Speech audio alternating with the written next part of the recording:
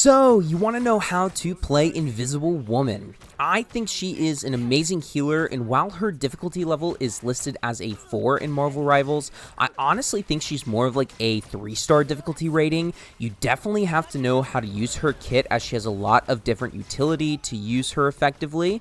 She's not the most difficult hero of the healers, but also not the easiest to utilize if you don't know how it works. The first tool in her kit is the Orb Projection, which is what you'll be using 90% of your time with her. It is a projectile that can heal allies and damage enemies all at once.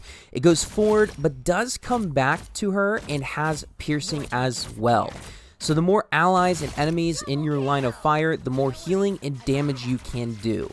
It does both heal and damage at the same time both ways. It does have a maximum distance of around 30 meters though, so you can't sit too far back and expect to heal.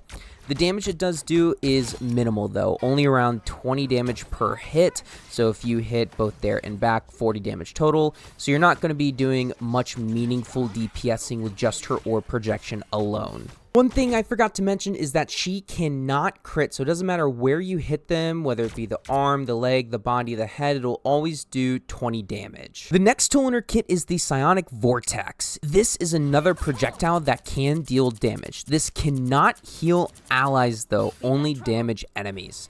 When you hit an enemy, it'll passively pull them towards the center, but they're not going to be stuck there and they can move out from it.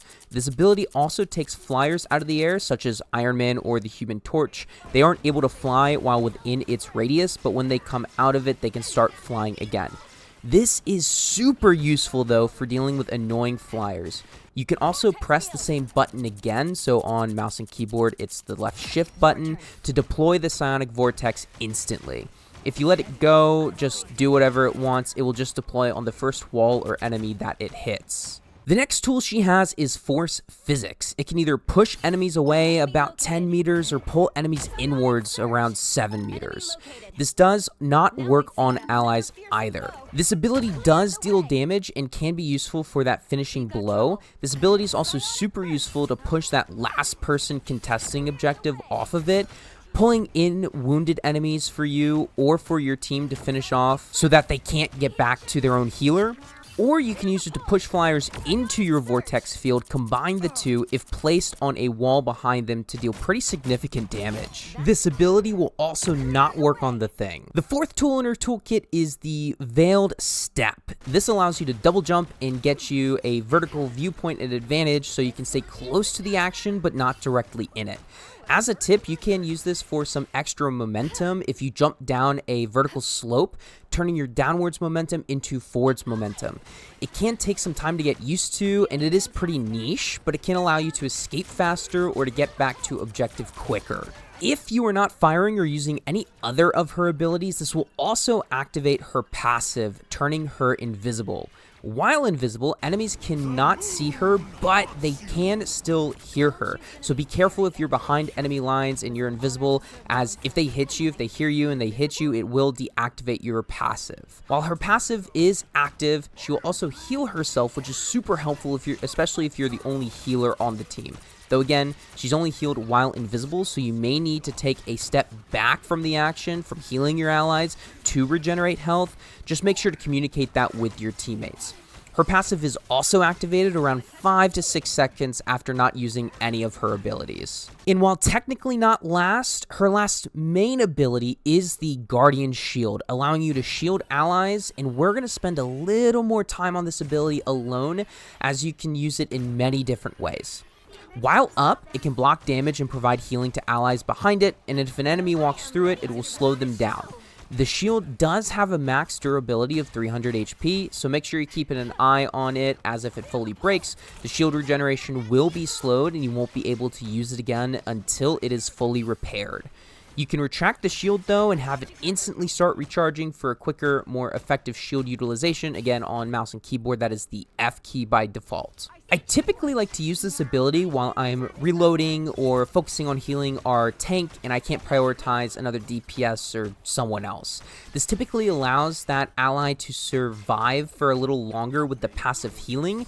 Then when you're able to, you can prioritize healing them after. I will also typically prioritize giving the Punisher a shield while he's on his turret so he can stay on it for longer, or a flying ally, so again Iron Man or the Human Torch, who's hard to hit so that they can play and fly around the shield for healing, though that is going to take some skill on their part. You unfortunately cannot shield yourself though, it does have to be on an ally, though you can utilize this by shielding an ally and playing around your own shield before deactivating it for some healing while staying in the action, though this can also be a little bit tricky to pull off effectively as it's not only relying on your positioning but your ally's positioning. Your shield can also block some enemy ultimates, so for example Magneto's, because it's single use, if it hits the shield it will break the shield but it does protect you, so it's overall super useful and super versatile with its uses. The true last ability that Invisible Woman has is Agile Strike. This is a unique melee to Invisible Woman, and if her melee is used 3 times in a row, it'll do a mini force physics strike and push your enemies away. I personally have found this ability to be super situational, as it can be helpful to push someone off a ledge or to get some needed distance from a diver, but it's not as powerful as your force physics and it takes too long in my opinion to pull off consistently. Again though, super helpful if your force physics is on cooldown and you do need the distance. It's at least helpful to have in your toolbox. I also just want to quickly note that if she's teamed up with one of the other Fantastic Four members, so Human Torch, The Thing, Mr. Fantastic, she will also receive an additional 15% healing bonus. Her ultimate is Invisible Boundary. This is a circular force field where you can choose the location where it's placed, though it does have to be within your line of sight. Enemies inside of it are slowed and allies are massively healed, allowing you to survive enemies' ultimates inside of it. This will also blind enemies outside of it and they cannot see inside. So, for example, with Magneto's ultimate, if you place it up while he's charging it, he won't be able to see where he's aiming for the people inside of it, and you'll be able to survive inside of it as well. If you do go down though, so does your ultimate, so be very careful that you don't die while it is active. Also be careful of when you use it. If you use it too early, the enemy team might hold off on their ultimates and launch a counterattack when yours is run out. So in my opinion, the best utilization for it is to honestly counter some ultimates, or if you're trying to hold the point for a little bit longer, instead of just using it outright. Who she is good against though. Honestly, DPS-wise, she's not directly good against anyone in particular, as she doesn't have much standard DPS output. She can handle some DPSs and healers though, like in a 1v1, but it typically does require a lot of utility usage with using a combination of your primary shots, force physics, and psionic vortex.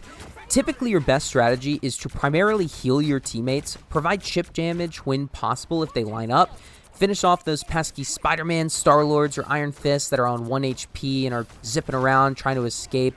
You can use your force physics to do so. Another best strategy is to make distance when needed for your allies, or pull enemies in with her force physics for your teammates to finish off, and to push enemies off of objective with it as well. In my opinion, with all of her utility and her ultimate, she is one of, if not the best healers right now in Marvel Rivals. For her counters, they are mostly going to be divers, so like Wolverine, Captain America, Spider-Man, Psylocke, the ones that can either go over your teammates quickly or are good at flanking around to get to the back lines. I also experience a lot of solo ultimates, so people targeting just you so that your team does not have healing. This can be annoying, but if you're experiencing this, that just means you're doing your job properly. There aren't too many ways to counter the divers though directly, as if your team could dispose of them before they get to the back lines, they would. I would recommend though the best counters to always have a buddy with you that can help you out and take the focus off of you and help you deal damage to them. Positioning for Invisible Woman can be difficult at times, as you are squishy and can be easily targeted since you don't have the most movement out of all the heroes. I would recommend definitely being towards the back and out of direct line of sight, so like around a corner, behind a tank. Again, you can't be too far back though, as your orbs can only reach so far, again about 30 meters, so it is a little bit of a balancing act. Along with a buddy, as I previously mentioned, I would also recommend being behind a tank if possible. That way, your tank can be taking most of the damage and distracting the enemies, while you're providing healing and support at a moderate distance.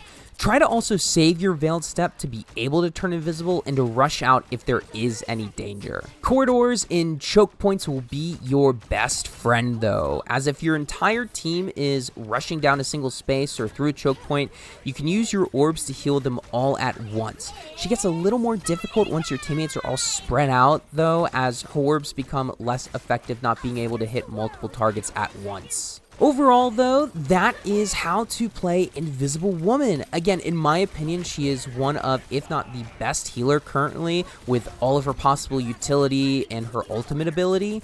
There is a lot to remember and to go over for this hero, though, so please let me know if I missed anything significant regarding this hero. But I hope you guys enjoyed, and I'll see you all in the next one.